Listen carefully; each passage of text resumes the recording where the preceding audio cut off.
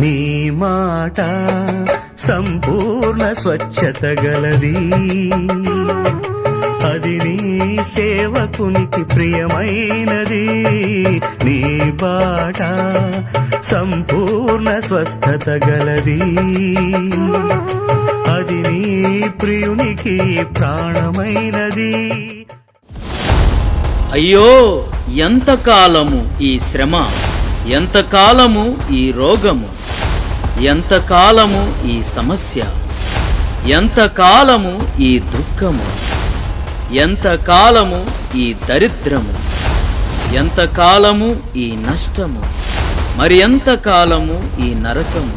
ప్రియులారా, భయపడకుము, ఈ వాక్యమే నిన్ను బ్రతికించును, వాక్యమే నిన్ను స్వస్థపరచును, వాక్యమే నిన్ను బలపరచును, వాక్యమే నీకు నెమ్మదినిచ్చును, వాక్యమే నిన్ను విడిపించును, వాక్యమే నిన్ను నిత్యత్వానికి నడిపించును. ఆ వాక్యమే ఈ స్వచ్ఛమైన వాక్యము. Praise the Lord. మన ప్రభు అయిన యేసుక్రీస్తు ఘనమైన నామములో ఈ స్వచ్ఛమైన వాక్యం అనే కార్యక్రమాన్ని వీక్షిస్తున్నటువంటి మీ అందరికీ శుభములు తెలియజేస్తున్నాను. మీ అందరికీ క్రిస్మస్ శుభాకాంక్షలు మీ అందరికీ తెలియజేస్తున్నాను. ప్రియమైన సహోదరి సహోదరులారా, బాగున్నారు కదా? మరి నేటి దినమున ఒక అద్భుతమైనటువంటి సందేశాన్ని ఈరోజు మనం విందాం. మనసు పెట్టి జాగ్రత్తగా దేవుని మాటలు వినాలని ప్రభు పేరిట ప్రేమతో మీకు తెలియజేస్తున్నాను. ఈ స్వచ్ఛమైన వాక్యం అనే ఈ కార్యక్రమాన్ని అనేకులు వేలాది మంది, లక్షలాది మంది వీక్షిస్తూ మాకు ఫోన్లు చేస్తూ ఉన్నారు. అందును బట్టి నేను ప్రభువును స్తుతిస్తూ ఉన్నాను. నిజంగా అనేకులు మరి ప్రార్థన చేయించుకొని ఉన్నారు, ఫోన్లు చేస్తూ ఉన్నారు. మాకు చాలా సంతోషంగా ఉంది. ప్రియమైనటువంటి వారులారా, ఈ కార్యక్రమాన్ని వీక్షిస్తున్న మీరు కూడా మరి మీ ప్రార్థన అవసరతలు ఏమున్నా మాకు ఫోన్ చేయండి. తప్పనిసరిగా మీ అందరి కొరకు, మీ కుటుంబాల కొరకు మేము ప్రార్థన చేయటానికి మేము సిద్ధంగా ఉన్నాం. అదేవిధంగా ఈ సీజన్లో మరి దేవుడు అద్భుతమైనటువంటి విషయాలు, అనేకమైన విషయాలు మనతో మాట్లాడటానికి దేవుడు ఇష్టపడుతున్నాడు. నేటి దినమున ఒక అద్భుతమైన విషయాన్ని మనం పరిశీలన చేద్దాం. ఒక పట్టణములో ఒక దైవజనుడు ఉన్నాడంట. ఆ దైవజనుని దగ్గర ఒక 100 మంది అనగా 100 మంది శిష్యులు ఉన్నారు ఆ దైవజనుని దగ్గర. ఈ దైవజనుడు తన యొద్ద ఉన్నటువంటి ఆ 100 మంది శిష్యులు అందరూ కలిసి ఒకే చోట ఉంటూ పరిచర్య చేస్తూ ఉన్నారు. అయితే ఒకానొక దినమున 100 మందిలో కొంతమంది శిష్యులు ఆ దైవజనుని దగ్గరికి వచ్చి ఇలాగ తెలియజేస్తున్నారు. దైవజనుడా, మనం ఉన్నటువంటి స్థలము చాలా ఇరుకుగా ఉన్నది గనుక మరి మనం విశాలంగా కొంచెం ఒక 4-5 మరి ఇండ్లు కట్టుకొని విశాలంగా ఉందాము అని చెప్పి దైవజనునికి తెలియచేసి దైవజనుని దగ్గర ఒక అనుమతి కోరుకున్నారు. ఏమిటంటే, దైవజనుడా, మీరు అనుమతిస్తే మేము యోర్ధాను నదికి వెళ్ళి దూలములు వాసములు నరుక్కొని వస్తాం. మరి మనము కొన్ని ఇళ్ళు ఏర్పాటు చేసుకొని విశాలంగా ఉండవచ్చని చెప్పి వారి యొక్క ఆలోచనను ఆ దైవజనునికి తెలియచేశారు. తెలియచేయగానే దైవజనుడు అనుమతి ఇచ్చాడు. తరువాత దైవజనుని కూడా వారు ఆ ప్రాంతానికి రమ్మని కోరడం, దైవజనుడు కూడా వారితో పాటు ఆ యోర్ధాను నదికి వారితో పాటు వెళ్ళడం జరిగింది. అయితే ఆ 100 మందిలో ఒకడు ఆ యోర్ధాను నదికి వెళ్ళి దూలములు వాసములు నరగటానికి ఒక చెట్టెక్కి నరుగుచూ ఉండగా తన చేతిలో ఉన్నటువంటి గొడ్డలి ఊడి నీళ్ళల్లో పడిపోయింది. ఎప్పుడైతే ఆ గొడ్డలి ఊడి నీటిలో పడిపోయిందో, పడిపోగానే వెంటనే చెట్టు దిగి దైవజనుని దగ్గరికి పరిగెత్తుకొని వచ్చి, దైవజనుడా, నా గొడ్డలి ఊడి నీటిలో పడిపోయినది, అది అరవు తెచ్చిన గొడ్డలి, అది మాది కూడా కాదు అని చెప్పి తన యొక్క బాధను దైవజనునికి తెలియచేశాడు. తెలియచేయగానే వెంటనే ఆ దైవజనుడు అది ఎక్కడ పడింది నాకు చూపించని చెప్పి ఆ స్థలానికి దైవజనుడు అదేవిధంగా శిష్యుడు వచ్చాడు. చూడగానే అయ్యా ఇదిగో ఈ స్థలములోనే ఆ గొడ్డలి ఊడి ఈ నీళ్ళలో ఇక్కడ పడిపోయిందని చెప్పగానే వెంటనే అప్పటి వరకు నరికిన కొమ్మలు ఉన్నాయి కదా, వాటిల్లో ఒక కొమ్మ తీసుకొని రమ్మన్నాడు. వెంటనే ఆ శిష్యుడు వెళ్ళాడు, కొమ్మ ఒకటి తీసుకొని వచ్చాడు. కొమ్మ ఒకటి తీసుకొని రాగానే ఎక్కడైతే గొడ్డలి ఊడి నీటిలో పడిపోయిందో పడిపోయినటువంటి ఆ స్థలములో ఆ కొమ్మను వెయ్యము అని అన్నాడు. వెయ్యము అని అనగానే ఆ శిష్యుడు ఆ కొమ్మను తీసుకుని వచ్చి ఆ నీళ్ళల్లో ఆ కొమ్మను వేశాడు. కొమ్మను వేయగానే కొమ్మ మునిగింది. లోపల నీటిలో పడిపోయినటువంటి ఆ ఇనప గొడ్డలి పైకి తేలింది. నా ప్రియమైన సహోదరి సహోదరులారా, అసలు ఈ సందర్భంలో ఈ సమయంలో అసలు ఆ గొడ్డలి అంటే ఏమిటి, అదేవిధంగా కొమ్మ అంటే ఏమిటి, గొడ్డలి మునిగిపోయిన గొడ్డలికి దేనికి సాదృశ్యం, అదేవిధంగా మునిగిపోయినటువంటి తేలిన గొడ్డలి తర్వాత గొడ్డలి తేలింది, కొమ్మేమో మునిగింది, ఈ మునిగిపోయినటువంటి ఈ కొమ్మ దేనికి సాదృశ్యమో, దీనిలో ఉన్న మర్మం ఏంటో, దీనిలో ఉన్న రహస్యం ఏంటో ఈరోజు క్షుణ్ణంగా లేఖనాల నుండి మనం పరిశీలన చేద్దాం. నా ప్రియమైన సహోదరి సహోదరులారా, చూడండి, మునిగిపోయినటువంటి గొడ్డలేమో, పడిపోయిన గొడ్డలేమో ఆ గొడ్డలి పైకి తేలింది, అదేవిధంగా కొమ్మ ఏమో నీటిలో మునిగిపోయింది. దీనిలో ఉన్న ఆంతర్యం, దీనిలో ఉన్న అద్భుతమైన రహస్యం ఏంటో ఈరోజు మనం పరిశీలన చేద్దాం. ప్రియమైనటువంటి వాళ్ళారా, ఆ మునిగిపోయిన కొమ్మ ఏంటో, ఆ కొమ్మ దేనికి సాదృశ్యమో దేవుని వాక్యములో నుండి మనం చూస్తే 80వ కీర్తన 15వ వచనం, నీ కుడి చెయ్యి నాటిన మొక్కను కాయుము, నీ కొరకు నీవు ఏర్పరచుకున్న కొమ్మను కాయుము. కొమ్మ అని అనగానే అక్కడ పుట్నోట్లో 1 అని ఉంటుంది. కొమ్మ అని అనగానే దాని కింద కుమారుడు అని మనం చూడగలం. కొమ్మ అనగా కుమారుడు. నా ప్రియమైన సహోదరి సహోదరులారా, గమనించండి, పడిపోయినటువంటి గొడ్డలి దేనికి సాదృశ్యం అంటే ఈ లోకములో జీవించుచున్నటువంటి సమస్త మానవాళికి సాదృశ్యం. ఈ లోకములో పడిపోయినటువంటి ఈ పాపములో పడిపోయినటువంటి ప్రతి మనుషునికి సాదృశ్యం. అదేవిధంగా ఆ కొమ్మ దేనికి సాదృశ్యం అంటే మన ప్రభువైన యేసుక్రీస్తునకు సాదృశ్యం. ఈరోజు అనేక మంది గొడ్డలి గద నీటిలో పడిపోయిన రీతిగా అనేక మంది ఈ భూమి మీద మనుషులు పాపములలో పడిపోయారు అని చెప్పి లేఖనం తెలియజేస్తుంది. నేటి దినాలలో చాలామంది మనుషులు పాపములలో పడిపోయారు. అదేవిధంగా కొంతమంది బంధకాలలో పడిపోయారు, కొంతమంది భయంకరమైనటువంటి వాటిలో పడిపోయారు. నా ప్రియమైన సహోదరి సహోదరులారా, పడిపోయినటువంటి వ్యక్తి చేయి పైకెత్తుతూ ఉన్నాడంట. పడిపోయిన వాడు, అయ్యా నన్ను పైకి లేపండి అని చెప్పి చేయి పైకెత్తుతూ ఉన్నాడంట. యోబు గ్రంథం 30వ అధ్యాయం 24వ వచనం మనం చూస్తే, ఒకడు పడిపోవు నెడల వాడు చెయ్యి చాపడా, ఆపదలోనున్నవాడు తప్పింపవలనని మొరపెట్టడా. ఎస్, ఒకడు పడిపోవు నెడల అంటే పడిపోయిన ఎడల వాడు చెయ్యి చాపడా. అంటే ఈ లోకములో చాలామంది పడిపోయిన స్థితిలో ఉన్నారు. పడిపోయినటువంటి స్థితిలో ఉన్నటువంటి ఆ వ్యక్తులు చెయ్యి పైకి లేపుతూ ఉన్నారు. అయ్యా మమ్మల్ని లేవనెత్తండి అని చెప్పి అరుస్తూ ఉన్నారు. అయితే ఈ లోకంలో పడిపోయినటువంటి జనాభా ఎవరయ్యా, దేనిలో పడిపోయారు అని చెప్పి పరిశుద్ధ లేఖనములో మనం గమనించినట్లయితే యెషయా గ్రంథం 64వ అధ్యాయం 5వ వచనం, నీ మార్గములను బట్టి నిన్ను జ్ఞాపకము చేసుకొనుచు సంతోషముగా నీతిని అనుసరించు వారిని నీవు దర్శించుచున్నావు. చిత్తగించుము, నీవు కోపపడితివి, మేము పాపులమైతిమి, బహుకాలము నుండి పాపములలో పడి ఉన్నాము, రక్షణ మాకు కలుగునా, మేమందరము అపవిత్రుల వంటి వారమైతిమి, మా నీతి క్రియలన్నీ మురికి గుడ్డ వలె నాయను, మేమందరము ఆకువలే వాడిపోతిమి. ఎస్, నా ప్రియమైన సహోదరి సహోదరులారా, గమనించండి, బహుకాలము నుండి పాపములలో పడి ఉన్నాము. ఎస్, ఈ భూమి మీద జీవించుచున్న ప్రతి మానవుడు బహుకాలము నుండి పాపములలో పడిపోయాడు. పాపములలో పడిపోయినటువంటి మానవుడు చేయి పైకెత్తుతూ ఉన్నాడు, రక్షణ మాకు కలుగునా? ఎవరు మమ్మలను లేవనెత్తుతారా? ఎవరు మా చేయి పట్టి పైకి లేవనెత్తుతారా? ఎవరు మాకు రక్షణను అనుగ్రహిస్తారా? ఎవరు మమ్మల్ని విడిపిస్తారా అని చెప్పి అనేకులు చేయి పైకెత్తి చూపిస్తూ ఉన్నారు. అయితే బహుకాలము నుండి వారు పడిపోయిన పాపములలో నుండి విడిపించగలిగిన వారు ఈ భూమి మీద ఎవ్వరూ లేరండి.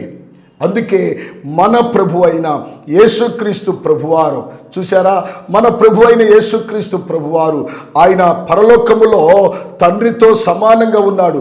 ఆయన దేవుడు, దేవునితో సమానుడు అయినటువంటి ఆయన పరలోకములో పరిశుద్ధునిగా ఉన్నటువంటి ఆయన ఈ పాపిష్టి లోకములో మనుషుల మధ్యకు, చూడండి, ప్రకృతికి విరుద్ధంగా గొడ్డలి సహజంగా నీళ్ళలో పడిపోయింది కదా, పడిపోయిన గొడ్డలి తేలదు.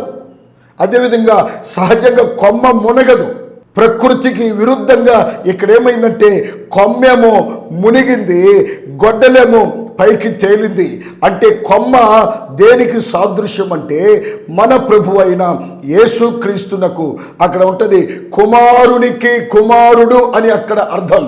కొమ్మ అనగా కుమారుడు అంటే మనలను, పడిపోయినటువంటి మనలను పైకి లేవనెత్తుటకు కుమారునిగా ఆయన ఈ లోకానికి వచ్చాడు. అంటే కొమ్మ సహజంగా మునగదు, కానీ ఆ గొడ్డలిని తేలజేయటం కొరకు కొమ్మ మునిగింది. గొడ్డలి దేనికి సాదృశ్యం అంటే మనందరికీ సాదృశ్యం. పాపులుగా, నీచులుగా, దౌర్భాగ్యులుగా బహుకాలము నుండి పాపములో పడిపోయినటువంటి మనలను లేవనెత్తుట కొరకు, మనలను రక్షించుట కొరకు మన కోసం ఆయన ఈ లోకానికి వచ్చాడు. పాపములో పడిపోయిన మనలను పైకి లేవనెత్తుట కొరకు పరిశుద్ధుడై ఉన్నటువంటి ఆయన నీ కొరకు, నా కొరకు, మనందరి కొరకు ఆయన పాపిగా చేయబడ్డాడు, శాపగ్రహి అయ్యాడు మనందరి కోసం. ప్రియమైనటువంటి వాళ్ళారా, అందుకే ప్రకృతిలో విరుద్ధంగా ఒక కార్యం, కొమ్మ మునిగింది, గొడ్డలి తేలింది. కొమ్మ అనగా యేసుక్రీస్తు. అందుకే పరిశుద్ధ గ్రంథములు యెషయా గ్రంథం 53వ అధ్యాయం 2వ వచనములో మనం చూస్తే ఆయన తండ్రి ఎదుట లేత మొక్క వలె పెరిగెను. లేత మొక్క వలె ఆయన పెరిగాడట. పెరిగినటువంటి ఆయన మనందరి కొరకు ఆయన ఒక కొమ్మ వలె త్రుంచబడ్డాడు, నలుగొట్టబడ్డాడు, పిండి చేయబడ్డాడు మనందరి కోసం. ఎందుకు తెలుసా? ఈ లోకములో పాపము అనేటువంటి దానిలో పడిపోయినటువంటి మనలను పైకి లేవనెత్తుట కొరకు లోక రక్షకుడుగా ఈ లోకానికి యేసుక్రీస్తు ప్రభువారు వచ్చాడు అనే విషయాన్ని మీకు తెలియజేస్తున్నాను. ప్రియమైనటువంటి సహోదరి సహోదరులారా, మనుషులందరూ కూడా బహుకాలము నుండి పాపములలో పడిపోయారు. అంతేకాదు పరిశుద్ధ గ్రంథం తెలియజేస్తుంది, పాపములలోనే కాదంట. జకర్యా గ్రంథము 9వ అధ్యాయం 12వ వచనం చూస్తే, బంధకములలో పడియుండి నిరీక్షణ గలవారులారా మీ కోటను మరలా ప్రవేశించుడి, రెండంతలుగా మీకు మేలు చేసేదనని నేడు నేను మీకు తెలియజేయుచున్నాను. మొదటిగా పాపములలో పడి ఉన్నారు మానవుడు. రెండవది బంధకాలలో పడి ఉన్నాడు.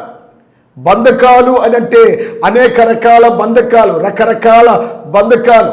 నా ప్రియమైన సహోదరి సహోదరులారా, మద్యం అనే బంధకం, ధూమపానం అనే బంధకం, వ్యభిచారము అనే బంధకం, దొంగతనం అనే బంధకం, చెడు అలవాట్లనే బంధకాలు.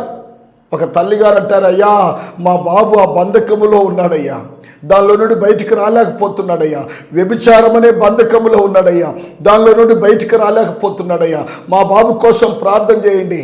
లేకపోతే ఒక తల్లిగారు వచ్చి, అయ్యా మా ఆయన కోసం ప్రార్థన చేయండి, మా ఆయన త్రాగుడు అనే బంధకములో చిక్కుకొని ఉన్నాడు, ఆ త్రాగుడు అనే అలవాటు నుండి బయటికి రాలేకపోతున్నాడయ్యా, మా ఆయన కోసం ప్రార్థన చేయండి. నా ప్రియమైన సహోదరి సహోదరులారా, ఒకవేళ మీ కుటుంబంలో ఎలాంటి పరిస్థితులు, మీ కుటుంబంలో మీ పిల్లలు కానీ, మీ భర్తలు కానీ, మీ కుటుంబంలో ఎవరైనా కానీ ఇటువంటి బంధకాలలో పడి ఉన్నట్లయితే, ఆ పడిపోయినటువంటి బంధకాలలో పడిపోయినటువంటి వారిని పైకి లేవనెత్తుటకే మన ప్రభు అయిన యేసుక్రీస్తు ప్రభువారు 2000 సంవత్సరాల క్రితం ఆయన లేత మొక్క వల్లే ఉన్నటువంటి ఆయన మన కోసం విరిచివేయబడ్డాడు. లేత మొక్క వలె ఆయన విరిచివేయబడ్డాడు. మన కోసం పిండి చేయబడ్డాడు. మన కోసం ఆయన ఈ లోకానికి రాకూడదు ఆయన, కానీ ఈ లోకానికి ఆయన వచ్చాడు. విరుద్ధమైన కార్యం. కొమ్మ మునిగింది అనంటే యేసుక్రీస్తు ప్రభువారు మన కోసం పాపి అయ్యాడు.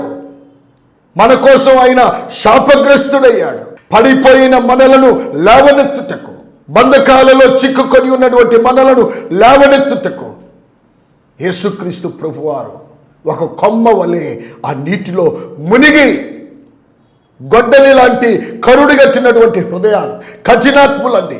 గొడ్డలి దేనికి సాదృశ్యం అంటే కఠినమైన మనుషులకు, కరుడు కట్టిన మనుషులకు సాదృశ్యం. ఎవరు చెప్పినా వినరు. అసలు పడిపోవటానికి రీజన్స్ బైబిల్లో చాలా ఉన్నాయి. ఒక వ్యక్తి ఎందుకు పడిపోతాడు అంటే బైబిల్ తెలియజేస్తుంది. హెబ్రీయులకు రాసిన పత్రిక 4వ అధ్యాయం 11వ వచనం, కాబట్టి అవిధేయత వలన వారు పడిపోవునట్లుగా మనలో ఎవడునూ పడిపోకుండా ఆ విశ్రాంతిలో ప్రవేశించుటకు జాగ్రత్త పడుదము. ఎస్, ఒక వ్యక్తి పడిపోవటానికి కారణం ఏమిటి అంటే అవిధేయత. ఆదాము పాపములో పడిపోవటానికి కారణం అవిధేయత. ఈరోజు నీ కుటుంబంలో నీ కుమారుడైనా, నీ కుమార్తె అయినా, నీ భర్త అయినా, నీ భార్య అయినా పాపములలో, బంధకాలలో పడిపోయారు అనంటే దానికి మూల కారణం అవిధేయత. అవిధేయత వలన అనేకులు పడిపోతున్నారు. నా ప్రియమైనటువంటి వాళ్ళరా, అవిధేయత అంటే మాట వినకపోవటం. మాట వినకుండా ఎవరు చెప్పినా వినరు. దేవుడు చెప్పినా, సేవకులు చెప్పినా, పెద్దలు చెప్పినా, తల్లిదండ్రులు చెప్పినా, ఎవరు చెప్పినా వినకుండా అవిధేయులై పాపములో, అదేవిధంగా భయంకరమైన బంధకాలలో, భయంకరమైన చెడు అలవాట్లలో అనేకులు పడిపోయిన స్థితిలో ఉన్నారు. ఇలాంటి వ్యక్తులను పడిపోయిన తరువాత చేయి చాపుచున్నారు. అయ్యా మాకు రక్షణ లేదా, అయ్యా మాకు రక్షణ కలుగదా, అయ్యా మామూలు రక్షించేవారు లేరని చెప్పి పడిపోయిన వాడు చేయి పైకెత్తుతున్నాడట. అందుకే అటువంటి వ్యక్తులను పైకి లేవనెత్తుట కొరకు, పాపులకు రక్షణను అనుగ్రహించుట కొరకు పరమాత్ముడే ఒక కొమ్మ వలె ఈ భూమి మీదకి వచ్చాడండి. కొమ్మనగా కుమారుడే ఈ భూమి మీదకి వచ్చాడు. ఈ భూమి మీద ఆయన జన్మించాడు. నీ కోసం, నా కోసం, మనందరి కోసమైనా జన్మించి పాపులుగా ఉన్న మనలను, పడిపోయినటువంటి మనలను పైకి లేవనెత్తాడు. ఈరోజు మనకు రక్షణను దేవుడు ప్రసాదించాడు. పడిపోవటానికి కారణం అవిధేయత. ఇంకొక మాట పరిశుద్ధ గ్రంథములో మనము చూడగలం. తీయండి, సామెతల గ్రంథం 16వ అధ్యాయం 18వ వచనం చూస్తే, నాశనమునకు ముందు గర్వము నడుచును, పడిపోవుటకు ముందు అహంకారమైన మనసు నడుచును. ఎస్, పడిపోవుటకు ముందు అహంకారమైన మనసు. ఈ లోకములో అవిధేయత ఒకటైతే, రెండవది అహంకారమైన మనసు ఎవరిలో అయితే ఉంటుందో వారు పడిపోతారు. అహంకారం అంటే గర్వం అండి. అంత మాకే తెలుసు అని అనుకోవటం. వీరు ఎవరు చెప్పినా వినరు. గర్వాంధులు, అహంకారం కలిగిన వారు, అతిశయం కలిగిన వారు, అలాంటి మనస్తత్వం కలిగిన వారు పడిపోతారు. ప్రియమైనటువంటి సహోదరి సహోదరులారా, అంతేకాదు పరిశుద్ధ గ్రంథంలో ఇంకొక మాట మీకు చూపిస్తాను. సామెతల గ్రంథం 11వ అధ్యాయం 5వ వచనం చూస్తే, యథార్థవంతుల నీతి వారి మార్గమును సరళము చేయును, భక్తిహీనుడు తన భక్తిహీనత చేతనే పడిపోవును. ఎస్, భక్తిహీనులు పడిపోతారు. భయము లేదు, భక్తి లేదు, మందిరం అనే ఆలోచన లేదు, దేవుడనే ఆలోచన లేదు, తమ ఇష్టానుసారంగా ప్రవర్తిస్తూ ఉంటారు. అటువంటి వారు పడిపోవటానికి ఒక వ్యక్తి పడిపోవటానికి మూలం ఏమిటి అంటే అవిధేయత వలన పడిపోతాడు. ఒక వ్యక్తి పడిపోవటానికి అహంకారమైనటువంటి మనసు వలన పడిపోతాడు. ఒక వ్యక్తి పడిపోవటానికి భక్తిహీనత చేత పడిపోతాడు అని చెప్పి లేఖనము తెలియచేస్తుంది. ప్రియమైనటువంటి సహోదరి సహోదరులారా, అంతేకాదండి, పరిశుద్ధ గ్రంథములో ఇంకొక మాట మీకు చూపిస్తే, సామెతల గ్రంథం 28వ అధ్యాయం 18వ వచనం మనం చూస్తే, యథార్థముగా ప్రవర్తించువాడు రక్షింపబడును, మూర్ఖ ప్రవర్తన గలవాడు హఠాత్తుగా పడిపోవును. మూర్ఖ ప్రవర్తన, ఈ లోకములో మూర్ఖ ప్రవర్తన కలిగినటువంటి వారు హఠాత్తుగా పడిపోతారు. పాపములో పడిపోవటానికి, బహుకాలము నుండి పాపములో పడిపోవటానికి, అవిధేయత వల్ల పడిపోతున్నాడు మానవుడు. అహంకారమైన మనసు వల్ల పడిపోతున్నాడు మానవుడు. అంతేకాదు భక్తిహీనత చేత పడిపోతున్నాడు మానవుడు. అంతేకాదు ఆ మూర్ఖ ప్రవర్తన. ఇతడు మూర్ఖుడు, ఎవరు చెప్పిన వినడు. వినకుండా హఠాత్తుగా పాపములో పడిపోతాడు, బంధకాల్లో పడిపోతాడు. ఏ కారణమును బట్టి అయినా నువ్వు పడిపోవచ్చు. పడిపోయినటువంటి నీవు పైకి లేవనెత్తబడాలంటే నిన్ను లేపుట కొరకే ప్రభు అయిన యేసుక్రీస్తు ఈ లోకములో ఆయన జన్మించాడు. నిన్ను రక్షించుట కొరకే, నిన్ను పైకి లేవనెత్తుట కొరకే. నా ప్రియమైన సహోదరి సహోదరులారా, ఒకసారి మనం గమనించినట్లయితే ఒక వ్యక్తి అంట యోహాను సువార్త 5వ అధ్యాయం 5-6 వచనాలు చదివితే చాలా అద్భుతమైన సంఘటన అక్కడ ఉంటుంది. అక్కడ 38 ఏళ్ల నుండి వ్యాధి గల ఒక మనుషుడుండెను. యేసు వాడు పడియుండుట చూచి వాడప్పటికి బహుకాలము నుండి ఆ స్థితిలోనే నున్నాడని ఎరిగి స్వస్థపడగోరుచున్నావా అని వాని నడుగుగా ఆ రోగి, అయ్యా నీళ్లు కదిలింపబడినప్పుడు నన్ను కోనేటిలోనికి దించుటకు నాకు ఎవడునూ లేడు. ఎస్, నా ప్రియమైనటువంటి వాళ్ళరా, 38 ఏళ్ల నుండి పడిపోయిన స్థితిలో ఉన్నటువంటి ఒక వ్యక్తి ఉన్నాడు. కోనేటి దగ్గరనే ఉన్నాడు. ఆ కోనేటిలో ఉన్నటువంటి నీళ్లు ఎప్పుడైతే కదిలింపబడతాయో కోనేటిలో ఎవడైతే దిగుతాడో వాడు బాగుపడుతున్నాడు. ఇక్కడ చూడండి, 38 ఏళ్ల నుండి బహుకాలము నుండి ఆ కోనేటి దగ్గర పడి ఉన్నాడు. కానీ వాడి మీద జాలి పడినటువంటి వ్యక్తులు ఎవరు లేరు, కనికరం చూపిన వ్యక్తులు ఎవరు లేరు. చివరికి యేసుక్రీస్తు ప్రభువారే, కుమారుడే ఆ వ్యక్తి దగ్గరికి వచ్చి, నువ్వు బాగుపడాలనుకుంటున్నావా? నిజమే, పడిపోయిన నిన్ను పైకి లేవనెత్తటానికి ఈ ప్రపంచంలో ఎవరు లేరండి. పాపములో నుండి నిన్ను తప్పించటానికి ఎవరు లేరు, నిన్ను తప్పించే వ్యక్తులు ఎవరు లేరు. అందుకే కుమారుడు అనేటువంటి ఆయన ఈ లోకానికి వచ్చి బహుకాలము నుండి పడి ఉన్నాడు. ఆ వ్యక్తి యేసుక్రీస్తు ప్రభువారే దగ్గరికి వచ్చి, నువ్వు బాగుపడాలనుకుంటున్నావా అని అడిగి పలకరించి వెంటనే అతనిలో ఉన్న ఆశను బట్టి నీవు లేచి నడువుము, నీ పరిపెత్తుకొని నడువుము అని చెప్పగానే వెంటనే 38 ఏళ్ల నుండి పడిపోయిన స్థితిలో ఉన్నటువంటి ఆ వ్యక్తి దిగ్గున లేచి పరిపెత్తుకొని నడవసాగాను. నా ప్రియమైనటువంటి వాళ్ళారా, నువ్వు ఎక్కడ పడిపోయావు? పాపములలో పడిపోయావు, బంధకాలలో పడిపోయావు, ఎటువంటి భయంకరమైన ఉరిలో పడిపోయావో నాకు తెలియదు. నిన్ను పైకి లేవనెత్తుట కొరకే ప్రభు అయిన యేసుక్రీస్తు ప్రభువారు ఈ లోకానికి వచ్చాడు. ఆయన కొమ్మ వలె త్రుంచబడ్డాడు అనే విషయాన్ని తెలియజేస్తున్నాను. అంతేకాదు నా ప్రియమైన సహోదరి సహోదరులారా, లూకాసు సువార్త 10వ అధ్యాయం 30వ వచనం నుండి మనం చూస్తే, అందుకు యేసు ఇట్లనెను, ఒక మనుషుడు యెరూషలేము నుండి యెరికో పట్టణమునకు దిగి వెళ్ళుచు దొంగల చేతిలో చిక్కెను. వారు అతని బట్టలు దోచుకొని అతని కొట్టి కొరప్రాణముతో విడిచిపోయిరి. 31వ వచనం 32వ వచనం చూడండి. అప్పుడు ఒక యాజకుడు ఆ త్రోవను వెళ్ళుట తటస్థించెను. అతడు అతనిని చూచి ప్రక్కగా పోయెను. అలాగుననే లేవీయుడొకడు ఆ చోటికి వచ్చి చూచి ప్రక్కగా పోయెను. అయితే ఒక సమరయుడు ప్రయాణమైపోవచ్చు. 33వ వచనం, ప్రయాణమైపోవచ్చు. అతడు పడి ఉన్న చోటికి వచ్చి అతనిని చూచి అతని మీద జాలిపడి దగ్గరకు పోయి నూనెయు ద్రాక్షారసమును పోసి అతని గాయములను కట్టి తన వాహనం మీద ఎక్కించి ఒక పూటకూల వాని ఇంట తీసుకొని పోయి అతని పరామర్శించెను. నా ప్రియమైన సహోదరి సహోదరులారా, దొంగల చేతిలో చిక్కుబడి ఉన్నటువంటి ఒక వ్యక్తి వస్తువులన్నీ తీసుకున్నారు. తన దగ్గర ఉన్నటువంటి ఆ డబ్బులన్నీ తీసుకున్నారు, భయంకరంగా కొట్టారు, అక్కడే పడద్రోశారు, వెళ్ళిపోయారు. ఈ మార్గ మధ్యములో గాయాలతో పడిపోయినటువంటి వ్యక్తి అక్కడ ఉన్నాడు. అయితే రక్తపు మడుగులో పడిపోయి విలవిలలాడుతున్నటువంటి ఆ వ్యక్తి, లేయలేని స్థితిలో పడిపోయిన స్థితిలో ఉన్నటువంటి ఆ వ్యక్తి, ఎవరైనా వచ్చి లేవనెత్తుతారా, ఎవరైనా వచ్చి నన్ను పడిపోయినటువంటి నేను నిలవబెడతానని చెప్పి ఎదురు చూస్తున్నాడు. అయితే మొట్టమొదటిగా యాజకుడు వచ్చాడు, చూశాడు, నాకెందుకులని చెప్పి వెళ్ళిపోయాడు. రెండవదిగా లేవీయుడు వచ్చాడు, అలాగే చూశాడు, నాకెందుకులు అనుకున్నాడు, అతడు కూడా వెళ్ళిపోయాడు. నా ప్రియమైన సహోదరి సహోదరులారా, మంచి సమరయుడు, మూడో వ్యక్తి మంచి సమరయుడు వచ్చాడు, చూశాడు, అతని యందు జాలి పడ్డాడు. అతని యందు జాలిపడి కనికరపడి అతనిని లేవనెత్తి అతని గాయములను కట్టి ఏం చేశాడండి? అతని గాయములను కట్టి అతనిని వైద్యశాలకు తీసుకుని వెళ్ళి వైద్యము చేయించి అతనికి ఎంత ఖర్చు అయితే అయిందో అయిన ఖర్చు అంతా కూడా నేనే బరాయిస్తానని చెప్పి వైద్యునికి తెలియజేశాడు. ఆ మంచి సమరయుడు ఎవరో తెలుసా? ఆయనే మన ప్రభు అయిన యేసుక్రీస్తు.